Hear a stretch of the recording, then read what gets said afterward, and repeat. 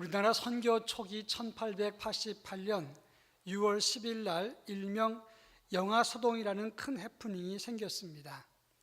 서울시 장안에 괴이한 소문이 퍼졌는데 파란 눈의 양코들이 아이를 납치해서 간을 약으로 쓰고 눈은 빼서 사진관 재료로 쓴다, 이런 소문이 퍼진 것입니다. 정치적으로 개방을 반대했던 대원군이 배우였다고 말을 하는데 그 첫 시작은 프랑스 공사관으로 근무했던 오병업이라는 사람이 외국인들이 아이를 잡아먹고 그 피 마시는 것을 내가 보았다, 그렇게 말하고는 도망을 갔습니다. 성난 군중들이 이화학당에 난입을 해서 이를 막던 경미원이 피살되었습니다. 알렌 선교사가 이 나라에 입국한 지 4년 병원과 학교와 고아원을 운영하던 중에 선교사들의 신변이 위험해졌다고 하는 것입니다. 로버트 네프는 두 가지로 설명을 했습니다.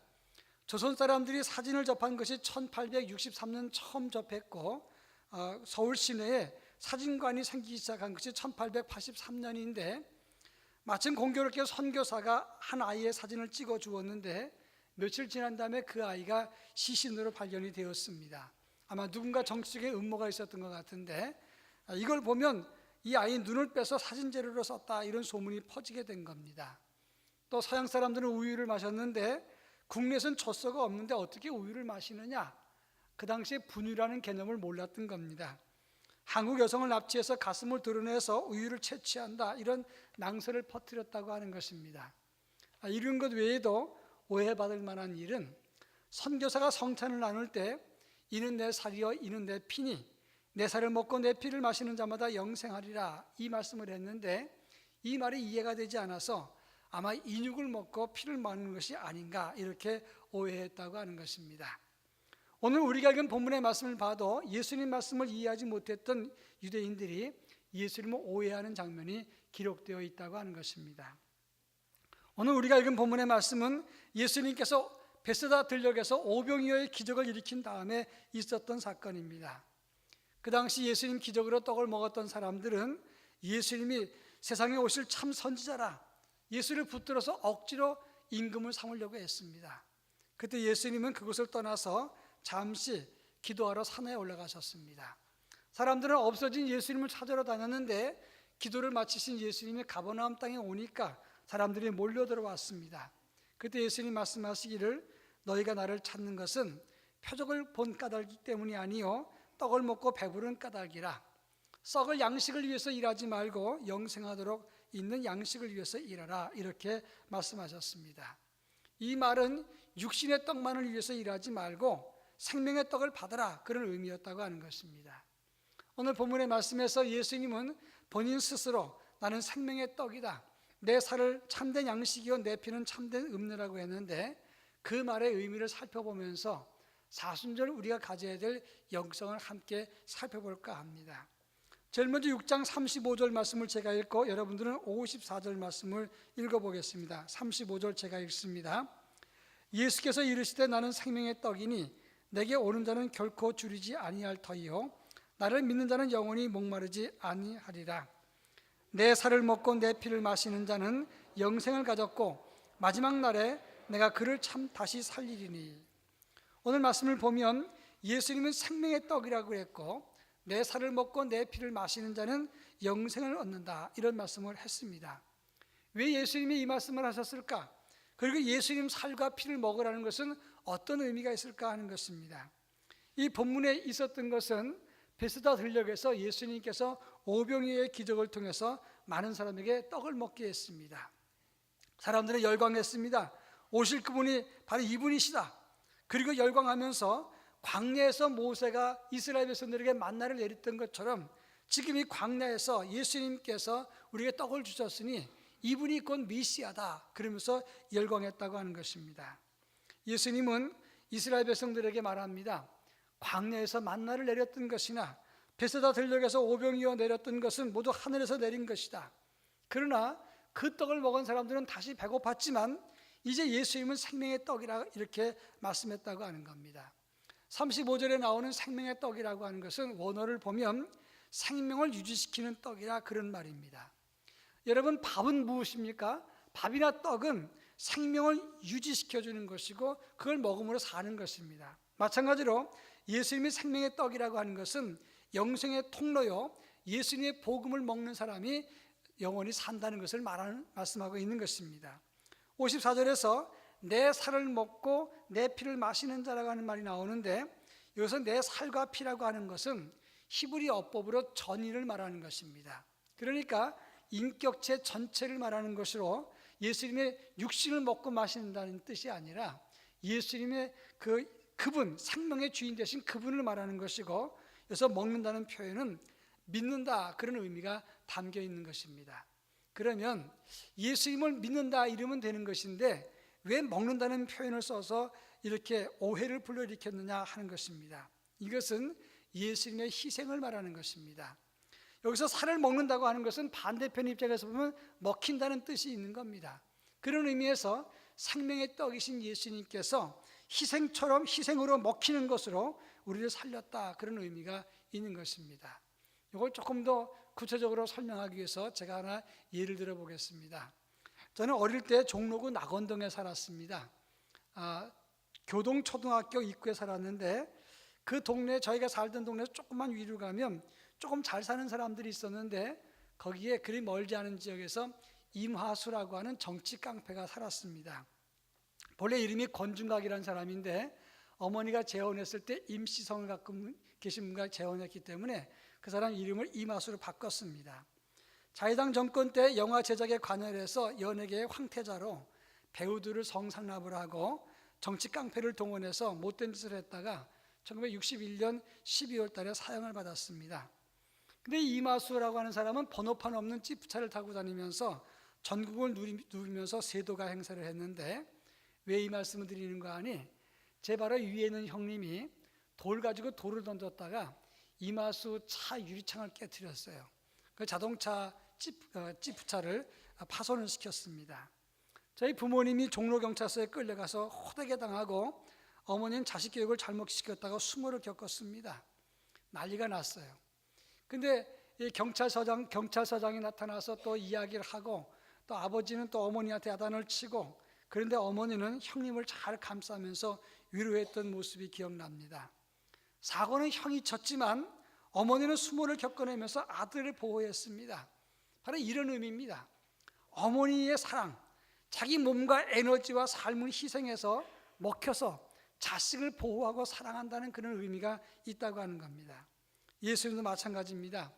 예수님이 자식을 사랑하는 어머니처럼 자기 몸과 피, 몸 전체를 대속을 위한 희생제물로 드려서 그 살과 피를 먹혀서 바로 우리를 살렸다고 하는 그런 의미가 담겨 있는 것입니다. 구약의 성경에 의하면 죄를 속해하려면, 죄를 없애버리려면 반드시 제물을 드려야 됩니다. 그런데 그 제물은 짐승의 피로 그 죄를 속했던 것입니다. 그런데 히브리서 9장에 보면 염소와 송아지의 피로 하지 아니하고 오직 자기 피로 영원한 속죄를 이루사 단번에 성소에 들어가셨느니라, 이렇게 말씀하고 있습니다.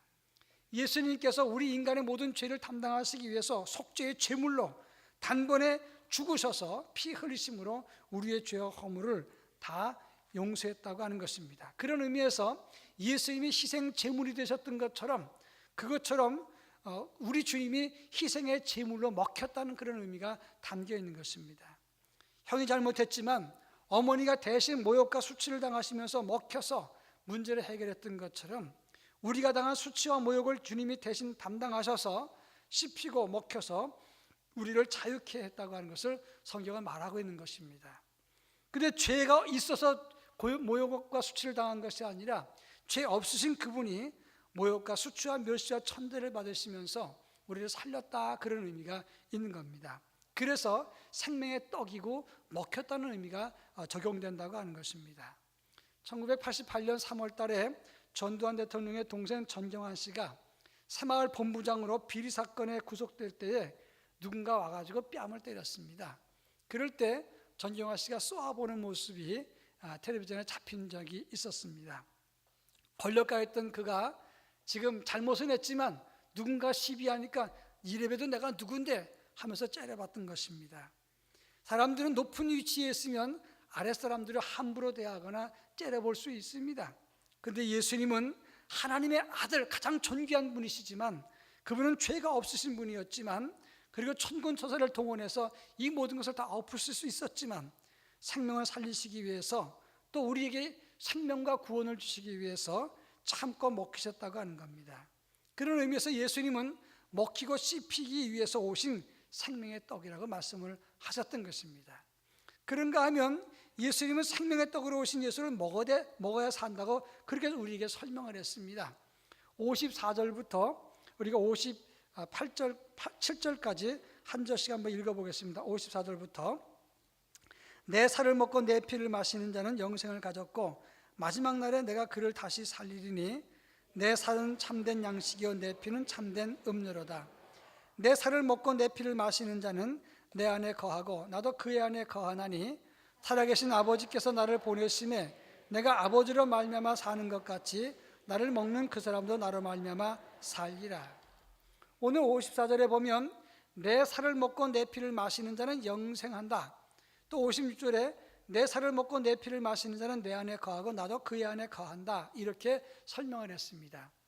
이 54절부터 57절까지 해서 먹는다는 말이 3번 등장을 하고 마신다는 말이 2번 등장을 합니다. 그러니까 예수님의 살을 먹는다는 뜻이 나오는데 뭘 먹는 겁니까? 예수님의 몸을 먹는 겁니까?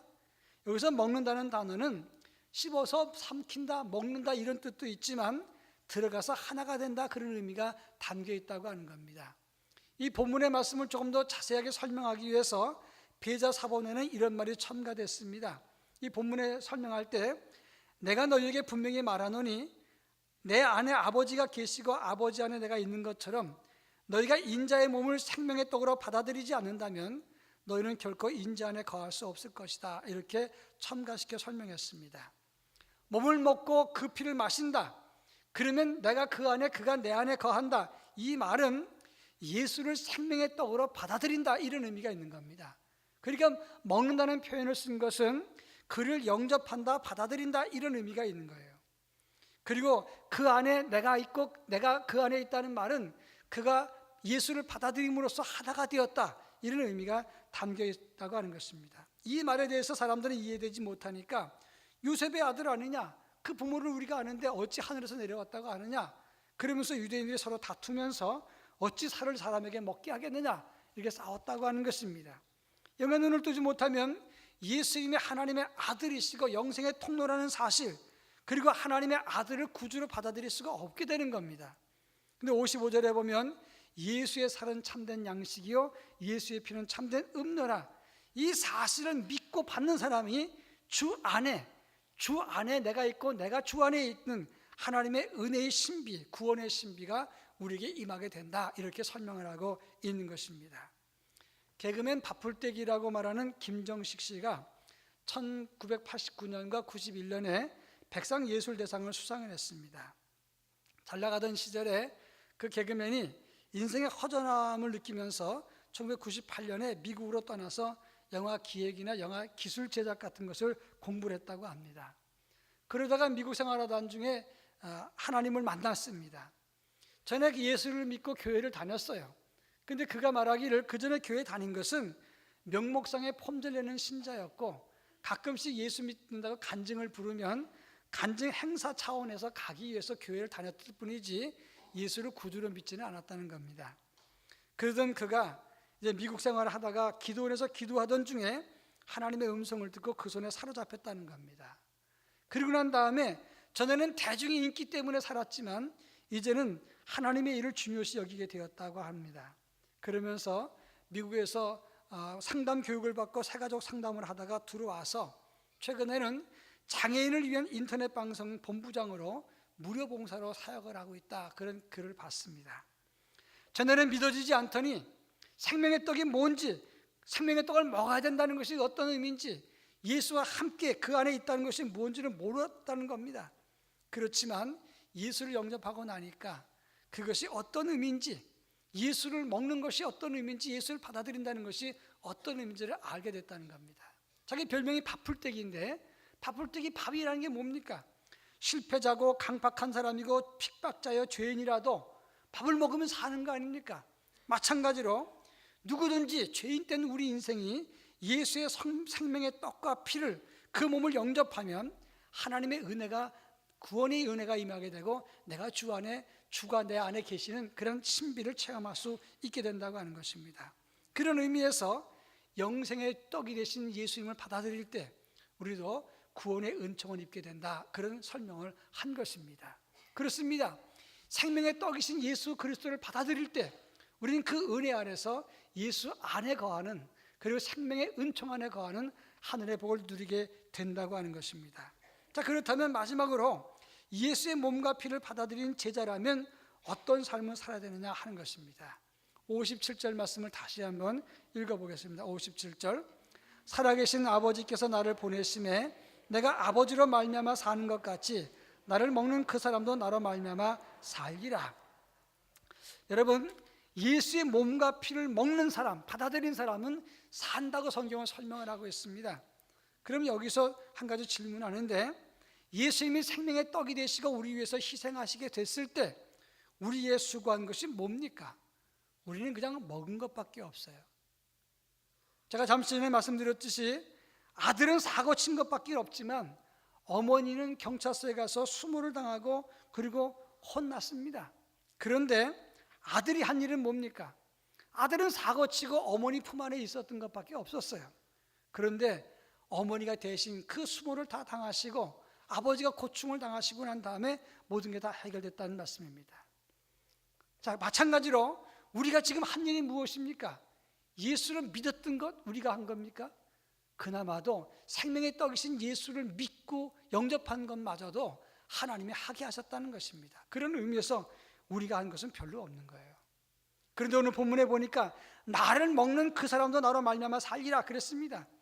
예수님을 먹는 사람은 그로 말미암아 사니까, 그러면 예수님께서 그렇게 씹히시고 먹히시고 양분되어서 우리의 생명을 공급하셨다면 우리도 마찬가지로 누군가에게 먹히는 떡이 돼서 사람을 살리는 삶을 살아야 된다. 이것이 성경이 말씀하는 그런 그리스도의 영성이 된다고 하는 것입니다.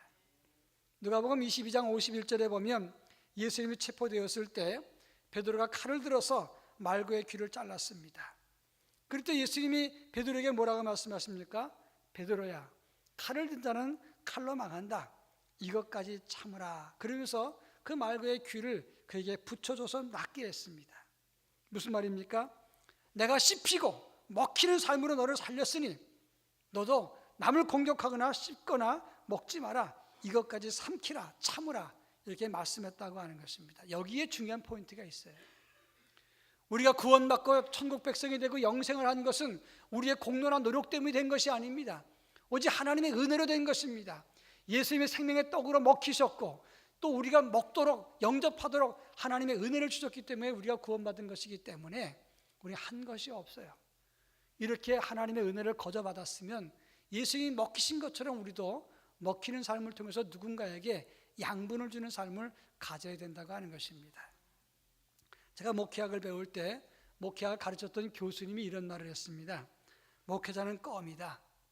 껌은 아무리 씹혀도 모양만 바뀌지 닳아버리거나 없어지지 않는다. 이제 목회를 하게 되면 교인들이 목회자를 씹을 것이다.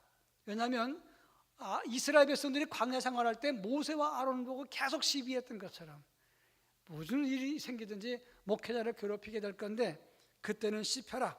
씹을 때는 씹히고 먹히면 먹히면 먹어라. 먹으면 먹혀라. 그렇다고 달아지거나 사라지는 것이 아니다. 예수님이 먹히러 왔으니 너희도 먹히는 것, 그래서 다른 사람을 살리는 것이 맞다라고 말씀했습니다. 저는 그 말의 깊은 의미를 잘 몰랐어요. 근데 목회를 하다가 가장 깊고 힘든 것은 씹히는 것이고 먹히는 것이고 참는 것인 것을 알았습니다. 그러면서 동시에 느낀 것이 우리가 예수를 제대로 믿는다면 이 먹히고 씹히는 것, 참는 것, 이것이 최고의 영성이라는 사실을 알게 됐다고 하는 것입니다. 근데 문제는 오늘 우리는 누가 나를 씹으려고 하면 내가 먼저 물어뜯습니다. 무능하면 무시합니다. 나보다 잘나면 시비합니다. 참지 못합니다. 누군가가 나를 공격하려고 하면 나는 아주 폭격을 해야 속이 시원합니다. 기회를 주지 않습니다.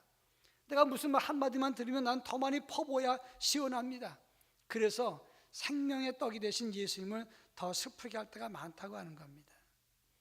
내가 구원받은 것은 어떻게 해서 이루어졌습니까? 예수님이 씹히고 먹혀서 이루어졌다면 나도 누군가에게 양식으로 먹혀서 이로움을 주는 삶을 살아야 된다고 하는 것입니다. 이것이 오늘 십자가를 바라보는 우리 믿음의 영성이라고 말할 수가 있는 겁니다. 제가 한마디 말씀드리고 말씀을 맺을까 합니다. 1964년 영문으로 쓴 순교자라고 하는 소설이 있습니다. 김은국이라고 하는 소설가가 미국에서 영문으로 쓴 장편 소설입니다. 노벨 문학상 후보까지 올라갔던 작품인데 그 내용을 보면 이렇습니다. 6.25 당시에 평양에서 12명의 목사가 순교를 당했습니다. 이 장대령이라고 하는 사람은 12명의 순교자를 잘 조사해서 추모식을 크게 해서 애국적인 관점에서 공산당의 만행을 드러내고 자유민주주의의 체제의 우월성을 강조하고 정신적인 승리를 드러내고자 했습니다. 근데 조사를 해보니까 모두 14명이 붙잡혀 갔는데 12명이 순교하고 2사람이 나왔습니다. 근데 한 사람은 미치광이가 됐고 또 한 사람은 배교했다는 소문이 들린 겁니다. 그 정신병이 들린 사람은 한 목사라는 사람이고 배교자라는 소문이 들었던 사람은 신 목사라는 사람이고 그 12명의 순교자 중에 가장 믿음이 좋았던 분이 어른이 박 목사라고 하는 분이었어요. 그리고 박 목사 순교하신 분의 아들이 박대희라고 하는 분이 있었는데 아버지가 순교했다는 소식을 듣고 평양으로 옵니다. 근데 아버지에 대해서 평가절하를 하는데 우리 아버지는 독선적인 광신자였을 뿐이지 순교자라고 난 인정 안 합니다. 아버지의 순교에 대해서 아주 평가절하를 합니다. 아버지는 평상시에도 하나님만 아는 인간미가 결여된 광신자였기 때문에 순교한 것 별거 아닙니다. 이렇게 평가절하를 합니다. 근데 조사하다 보니까 그리고 공산당 장교가 붙잡혔는데 진술할 때 사실은 12명의 순교자가 순교한 게 아니라 그들은 살려달라고 애원을 하다가 하나님 우리가 이렇게 죽을 상황인데 왜 침묵하십니까? 하나님을 원망하고 배교했다고 하는 겁니다. 근데 미치광이가 됐던 이 한 목사는 가장 믿음 좋은 박 목사님한테 가장 존경하시는 분이니까 목사님 우리 위해서 기도해 주십시오. 그랬을 때 박 목사는 나는 기도하지 않겠습니다. 우리가 이렇게 참혹한 전쟁을 만나고 이렇게 고난을 받는데 하나님은 지금 어디 계십니까? 안 계십니다. 그러면서 하나님 안 계신다고 부인했기 때문에 한 목사라고 한 사람은 그 박 목사를 보고 충격받아서 정신병에 걸려서 자동으로 방면된 겁니다. 끝까지 살아남았던 신 목사는 그들과 끝까지 싸우다가 감옥에서 투쟁을 하다가 공산군이 당신은 진짜 목사니까 나가라 그랬고 배교한 12명의 목사들은 처형했다고 하는 겁니다. 근데 사람들은 그 신 목사가 배교자이기 때문에 살아남았다고 욕을 하고 돌을 던지고 모욕을 합니다. 그리고 진실을 밝히라고 말을 하는데 이 신 목사가 마지막 이렇게 말합니다. 그 사람들 앞에서 맞습니다. 제가 배교자입니다. 그리고 그분들은 순교자입니다라고 말을 합니다. 이 신 목사의 주장은 뭐냐면 믿음 때문에 죽은 사람을 모욕할 수는 없는 겁니다.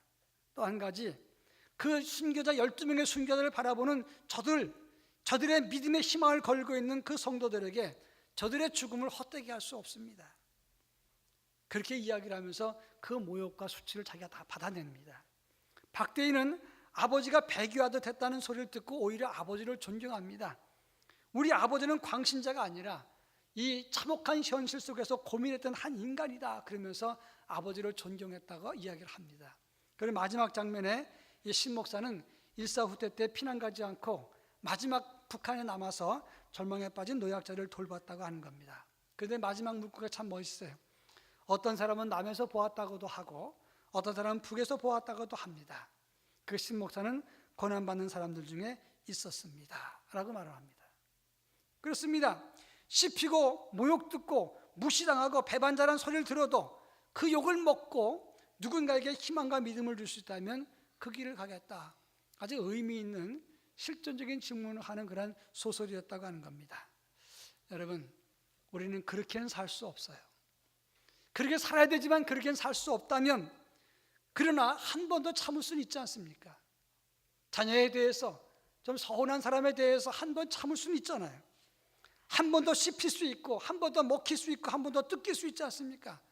그렇게 해서라도 생명을 살리고 가정을 살리고 교회와 하나님 나라 사람을 살릴 수 있다면 그 길은 걸어갈 수 있지 않겠느냐 하는 것입니다.